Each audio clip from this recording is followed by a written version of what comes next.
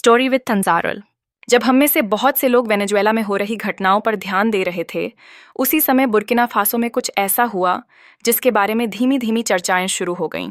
2026 की शुरुआत ही हुई थी और देश में फिर वही शब्द सुनाई देने लगा, तख्तापलट।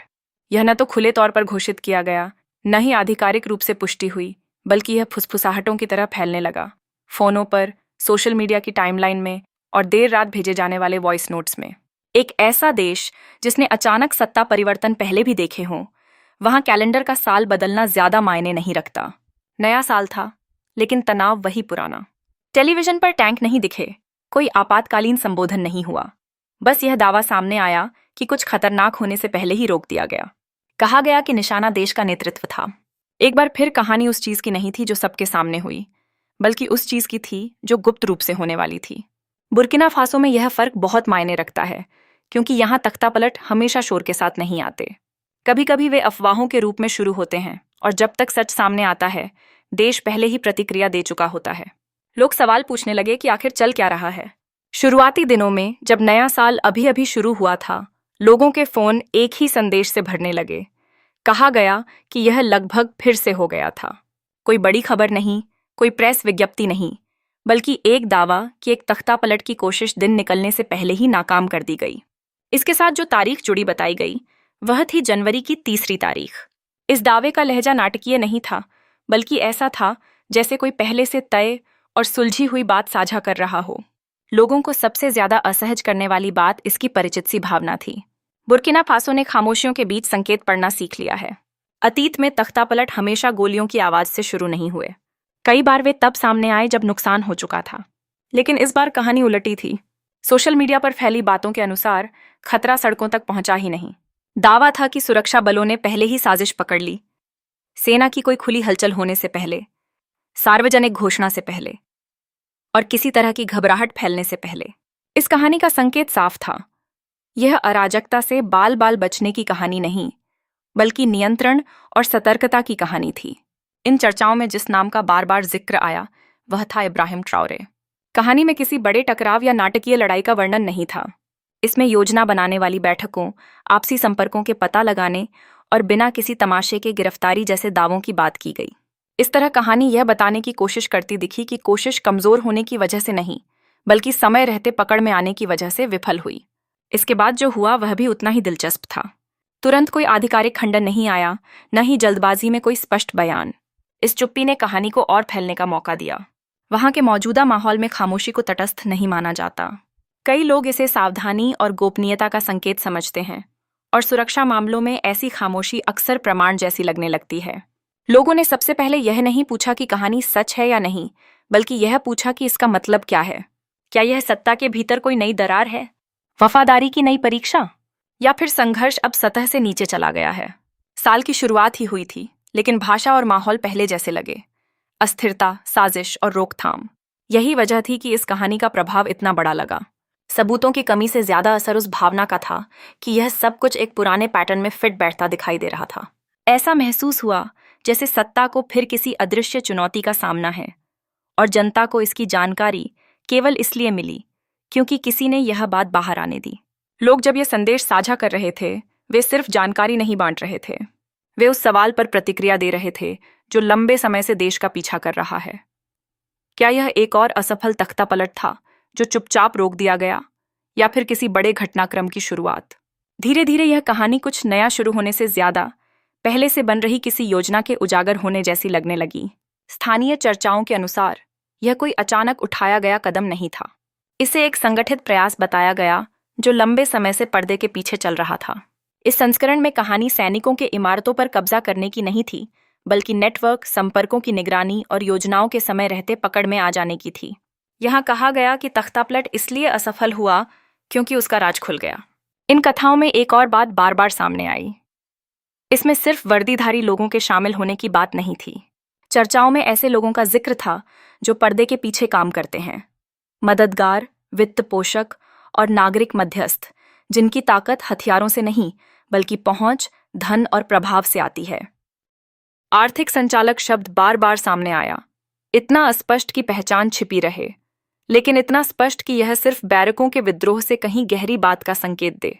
इसका संकेत असहज करने वाला था कि भविष्य में कोई भी सत्ता पलट प्रयास सबसे पहले जूतों और राइफलों के साथ नहीं, बल्कि धन, रसद और शांत समन्वय के जरिए सामने आएगा। उतनी ही उल्लेखनीय बात यह थी कि गिरफ्तारियों का वर्णन कैसे किया गया। न बड़े पैमाने पर धरपकड़, न शक्ति प्रदर्शन, बल्कि लक्षित तरीके से हटाए गए लोग। व्यक्तियों को चुपचाप हिरासत में लिया गया, बिना किसी दिखावे और बिना किसी स्पष्टीकरण के। इस चित्रण ने यह धारणा मजबूत की कि सुरक्षा बल लंबे समय से निगरानी कर रहे थे, शोर पर प्रतिक्रिया देने के बजाय पुष्टि का इंतजार कर रहे थे। इन विवरणों में छिपा संदेश सोचा समझा था। राज्य अचानक चौंका नहीं था, बल्कि पहले से एक कदम आगे था। इस प्रस्तुति ने लोगों के हालात को देखने का तरीका बदल दिया। अगर तख्ता पलट तेज और अराजक होता तो उसे अक्षमता या हताशा मानकर खारिज किया जा सकता था, लेकिन एक ऐसा तख्ता पलट जो व्यवस्थित, छिपा हुआ और समय रहते रोक दिया गया हो, उसका असर अलग होता है। यह दर्शाता है कि सत्ता संघर्ष अब खुले में नहीं खेला जा रहा। वे संस्थानों के पीछे, कारोबारों के पीछे, बंद दरवाजों के अंदर हो रहे हैं, जहां पहचानना ताकत से ज्यादा मायने रखता है। यहीं पर आधिकारिक पुष्टि का न होना लगभग अप्रासंगिक हो गया।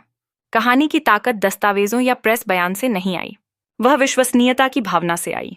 ऐसे देश में जहां पहले भी अस्थिरता के प्रयासों में बाहरी धन, आंतरिक विभाजन और अभिजात्य चालें शामिल रही हों, वहां किसी शांत, नागरिक जुड़े षड्यंत्र की कल्पना अतिशयोक्ति नहीं लगी। यह एक विकास जैसा महसूस हुआ। जैसे जैसे अधिक लोगों ने घटनाओं के इस संस्करण को अपनाया, ध्यान इस बात से हट गया कि तख्ता पलट हुआ या नहीं, और इस पर आ गया कि वह कितना करीब था। अगर गिरफ्तारियां हो चुकी थीं, तो खतरा केवल सैद्धांतिक नहीं था, वह पहले से समाज के भीतर मौजूद था। और यह एहसास एक अलग तरह का डर पैदा करता है, ऐसा डर जो पुष्टि का इंतजार नहीं करता, क्योंकि इंतजार खुद जोखिम लगता है। इससे अगला सवाल तेजी से उभरा। अगर यह सब सचमुच चुपचाप खत्म किया गया था, तो सड़कों पर प्रतिक्रिया इतनी तेज और स्पष्ट कैसे आई? सड़कें संस्थानों से तेज चलती हैं। यही बात पर्यवेक्षकों को सबसे अधिक असहज कर रही थी। किसी आधिकारिक स्पष्टीकरण से पहले, किसी पुष्टि या खंडन से पहले, लोग इकट्ठा होना शुरू हो गए। न अफरा तफरी में, न घबराहट में, बल्कि उद्देश्य के साथ। वीडियो में नागरिक सार्वजनिक स्थानों पर जुटे दिखे, झंडे उठाए, नारे लगाते और एक बात स्पष्ट करते हुए, जो भी मौजूदा व्यवस्था में हस्तक्षेप करना चाहता था, वह पहले ही जन समर्थन खो चुका था। यह हिंसा की प्रतिक्रिया नहीं थी, यह हस्तक्षेप की कल्पना पर प्रतिक्रिया थी। यहाँ सबसे महत्वपूर्ण चीज समय था। प्रदर्शनों ने सबूत का इंतजार नहीं किया, उन्होंने विश्वास का अनुसरण किया। जैसे ही कहानी ने कथित तख्तापलट को एक शांत आंतरिक साजिश के रूप में पेश किया, आबादी के एक हिस्से ने प्रतिक्रिया दी मानो एक सीमा पार हो गई हो। इन जमावड़ों का स्वर चेतावनी जैसा था। वे सवाल नहीं पूछ रहे थे, वे संदेश दे रहे थे। मौजूदा दिशा को पलटने का कोई भी प्रयास, चाहे सफल हो या नहीं, राजनीति नहीं माना जाएगा, उसे खतरे के रूप में देखा जाएगा। इस प्रतिक्रिया ने दिखाया कि राजनीतिक माहौल कैसे बदल चुका है। नेतृत्व के प्रति समर्थन अब केवल भाषणों या सालगिरहों तक सीमित नहीं है, यह कथित खतरे के क्षणों में भी व्यक्त होता है। शारीरिक रूप से उपस्थित होना अब राजनीतिक सुरक्षा का रूप बन गया है। लोग यह देखने का इंतजार नहीं करते कि जीत कौन रहा है, वे पहले ही पक्ष चुन लेते हैं ताकि परिणाम के विकल्प कम हो जाएं। इन जमावड़ों में एक और चीज उल्लेखनीय थी, भ्रम का अभाव। भीड़ के व्यवहार से लगा कि लोग पहले से जानते थे कैसे प्रतिक्रिया देनी है। कोई यह नहीं पूछ रहा था कि क्या करना है या कहाँ जाना है। यह अचानक भावनात्मक उछाल नहीं था, यह अनुभव से सीखा हुआ लग रहा था। अस्थिरता के वर्षों ने लोगों को चेतावनी संकेत पढ़ना और सामूहिक प्रतिक्रिया देना सिखा दिया है। जब लोग सड़कों पर आए, कहानी सिर्फ कथित साजिश तक सीमित नहीं रही, यह वैधता का सवाल बन गई। कोई तख्ता पलट प्रयास, चाहे वास्तविक हो या अफवाह, अचानक सेना नहीं बल्कि नागरिकों की दृश्यमान प्रतिरोध का सामना कर रहा था। यही बात भविष्य में किसी भी कदम की गणना बदल देती है। सत्ता हासिल करना कठिन हो जाता है जब जनता पहले ही अपनी स्थिति जाहिर कर दे। फिर भी इससे एक गहरी तनावपूर्ण स्थिति पैदा हुई। जन सक्रियता स्थिरता ला सकती है, लेकिन स्थान भी सीमित कर सकती है। जब लोग जल्दी पक्ष लेते हैं, सूक्ष्मता गायब हो जाती है, चुप्पी संदिग्ध लगने लगती है, तटस्थता को विरोध माना जाने लगता है। ऐसे माहौल में तेजी से प्रतिक्रिया देना सटीकता से अधिक महत्व पाता है, और एक बार गति बन जाने के बाद उसे धीमा करना कठिन होता है, भले बाद में नई जानकारी सामने आए। इसलिए यह प्रतिक्रिया कथित तख्तापलट से भी अधिक महत्वपूर्ण थी।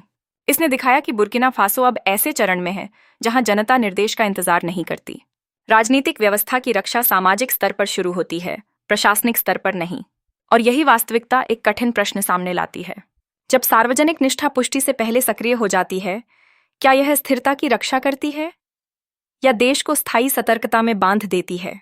कहानीविद तंजरुल समुदाय का धन्यवाद, जहां आवाजें, कहानियां और विरासतें सुरक्षित और मजबूत की जाती हैं। अल्पकाल में यह स्थिरता की रक्षा करती है,